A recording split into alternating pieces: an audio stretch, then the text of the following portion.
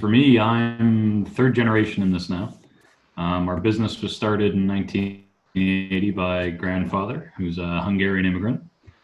Came here having worked in rose farms and vegetable fields back home. Worked a couple of years in Ottawa at the experimental farms. Came to work for a contractor out in sort of Scarborough Way, Salty's Landscaping, and eventually started his own thing. So in 1980, Dad was the first employee. Otto was the owner, and they sort of got a jump on things. We've always specialized in high-end plant material and natural stone construction, and we still do that much in the same way that we did it 40 years ago. So we're sort of based very much on traditional technique. You could call it a holistic approach to horticulture, but largely we have sort of tried and tested and true methods of taking care of trees and flowers and shrubs. We try not to rely a lot on pesticides or sort of chemical fertilizers. So we believe a lot in sort of the soil culture and science that goes into that. So a lot of that is built over generations of knowledge. Before Grandpa came to Canada, there was 3-4 generations of farming in his background too. So we have a long history of working outside and sort of understanding plants and that. But I guess the business today, we've always stayed small. We've never been a big business, never wanted to be a big business. So we have 8 employees right now, and that's including my dad, John, my brother, Matthew, and myself. We have sort of, I'd call it maybe 2.5 crews out in the field every day, one specializing in horticulture and one specializing in masonry. Yeah, a lot of the technique has been passed down from sort of previous foremen. We're very fortunate. One of our masons has been with us 30 years. And our horticulturalist, resident horticulturalist, just retired last year. So we're sort of business in transition this year, looking to sort of take the next step, connecting with young people and trying to bring them in and sort of show them that there is the old way to do it, and there is some merit to it. And it's sort of supported our family for the last 40 years, and we hope it's going to do the same for us for the next 40.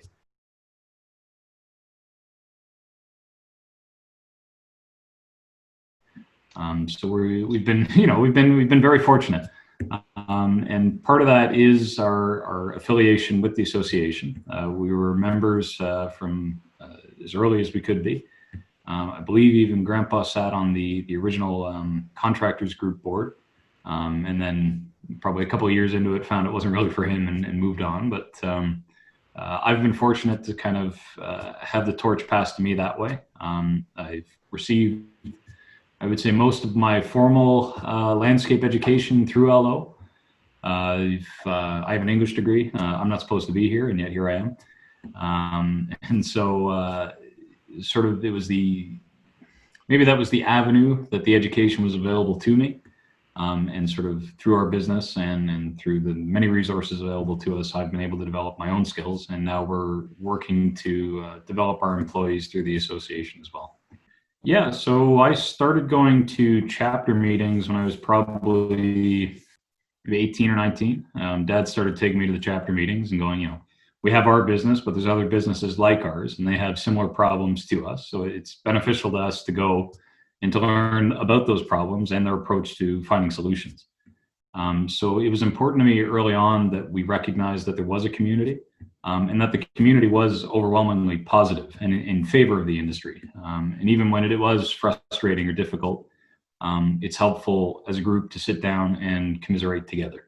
And many voices, many ideas, many different approaches. The benefit of having that is that you get to sort of pick through that and see what works for your business, and try and provide as much guidance and support to others as you can. So that was always really important to me from the start. So I got involved with the chapter initially, the quiet kid in the back who didn't say much but was listening. And then Brian Bond was the provincial rep at the time, and he invited me to one of the executive meetings, and I went, and I was, I guess at that point it would have been sort of my first exposure to a real professional environment, if that makes any sense. Like, our meetings as landscapers, or we sit by the tailgate and we talk about things for 10 minutes and we carry on. So there were no Robert's rules. There was no, structure or format or anything. And so that was my first real exposure to it. And I think when I got there, and it was a way of organizing ideas and organizing people, and having sort of very strict vision for what the discussion was going to be about. And that attracted to me because there was specificity to it. It was very exact and very sort of directed. So I enjoyed that, and I liked being around other business owners or sort of high-end management, and learning that our problems were not so unique or so far-fetched. So I got interested at that point, and then Brian graciously, which I still tease him about to this day, sort of offered up the position of provincial rep, and he says, if you enjoy this, you have to see what happens at sort of the next level. And so I sort of took up the post, not really knowing what it was going to be or anything like that, and went and sat in front of a room full of people who are much more accomplished business people than me, but was welcomed really with open arms. And when I thought I was going in to just try and listen and learn, I found they wanted to know what I was thinking, and they wanted to know what our business was doing and what our challenges were. So I found there was a lot of benefit to that. It didn't just expose me to a higher level of thinking, but it didn't belittle our problems. It said, these are very real problems, and these are things that you have to approach and challenge. And we've done them too. And here's what worked for us, or here's what didn't work. So the value was obvious to me immediately at the board level. And the idea that we were working collectively to improve our profession. There's a lot of people out there who throw a lawnmower in the back of the truck and call themselves a landscaper. And by the definition of the job, yes, they are. So we can't belittle that. But there's an opportunity for them to develop that ethic, that mentality, and to bring sort of a superior quality to the industry. And I think that's what LO is so focused on, and it's so important that we do that, is that we strive to develop higher quality in our production. And if we're able to do that, then the profession and I guess the level of respect that it can garner from the community or from the greater economy in general, that's sort of the MO here. We're trying to say we are not just a bunch of hacks. We are not farmers for hire, although sometimes we are. But this is a skilled profession that requires training and determination and a whole hell of a lot of hard work. And that if we can elevate the status of our profession, it does nothing but good things for our business. We can pay our employees more, we can ask more for our projects, we can retain quality staff. So the benefits of working collectively were obvious to me from the start in a non-unionized profession for the large part. And so I liked the approach that it was never intended to be a union, but this is a group collection, sort of collection of people that were individually determined to improve their own business while simultaneously improving the industry we work in. So that was very appealing to me.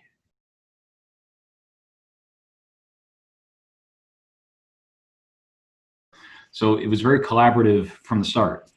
And I think that's really come into our industry and our profession, is that very sort of shared experience of it rained for a week, well, my crop's ruined, or this has happened, or I can't put seed down. Well, this is a shared problem. So that has sort of the farming and ag background to it.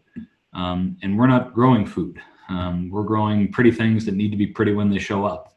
And they need to stay looking pretty, and they need to be insect free, and they need to be free of pests and free of this. So we have not just the challenge of growing, but the challenge of growing appeal, and beautiful things and all that. So we have an obligation, I think, to each other to share what we know.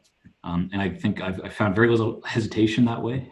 Even in discussing wages, what are you paying a foreman? What are you paying a brand new laborer who just got out of high school? All that kind of information has always flowed freely. Maybe that's part of the appeal, is I don't really know why. I don't know why that's stuck around so much. I don't know why it's so easy for people to share that information. I think this job, this this profession, many of us are family businesses. So the challenge is in running a family business, and in bringing other people into your family, and that's what these employees are in a family business. Those challenges are across the board, and I think just access to other experience is just so important to what we do as a business and as an industry. So it's always been open and forthcoming. I've never had a conversation where somebody said, I will not share that with you. I've never had that, because largely there's enough work for everybody to eat. Everybody gets to generate enough revenue to pass to hit the black every year, ideally, and nobody's really fighting for table scraps at the end of it. fundamentally, a lot of us are gardeners. At the end of the day, we love being in the garden. We like being around living things. So part of our obligation, part of what we feel so strongly about is that we have to nurture things and we have to keep living things alive. You can't neglect them. You leave something alone, it withers and dies. So you have to give it attention. You have to give it water, sunlight, fertilizer, whatever it needs. But that's ingrained in people. We don't forget that. That never leaves you. So I think that mentality just pervades the industry, and we try and do everything we can to try and get good information to people to help them through whatever the challenge is.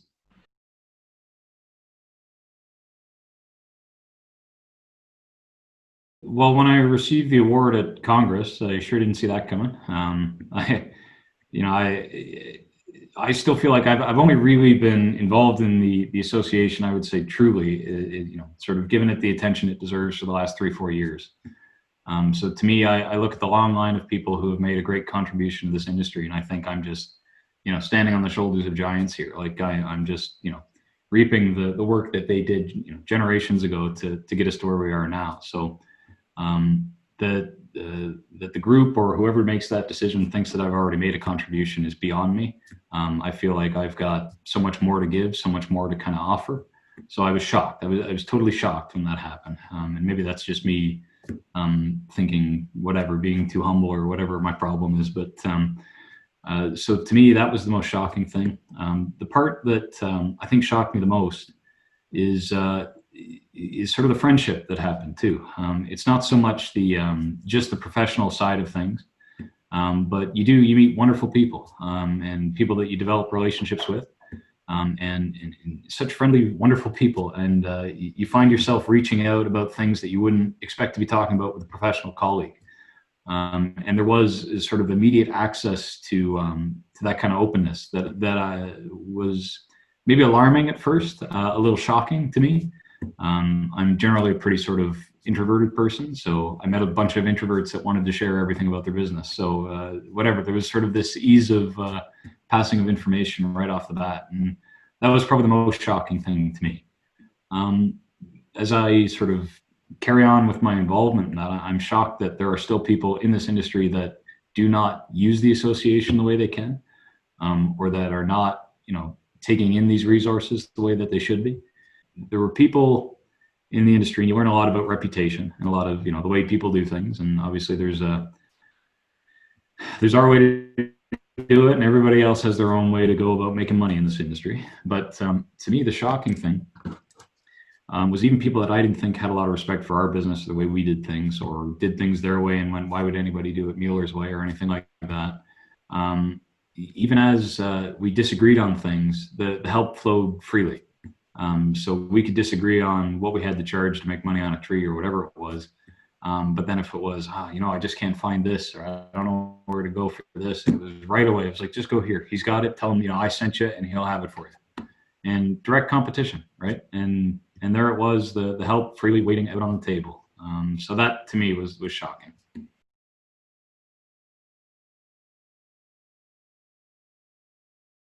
When the COVID thing first hit, and Alan White and the group for the task force sort of jumped to the task right away, we were floored by it. I mean, we were very concerned about our business and our future, and yet we had people in our industry, while worrying about their own business, taking time out of virtually daily to put together good information, clear information with direct links to the resources available to us. And they were right away putting these things together for us. And that didn't directly benefit them. It benefited the group. And that kind of selflessness is always attractive to me. Like, that's always something that we need to strive towards. So that they were so free and willing to do it, I think just said everything about not just the sort of people they are, but about their commitment and their readiness to assist the industry.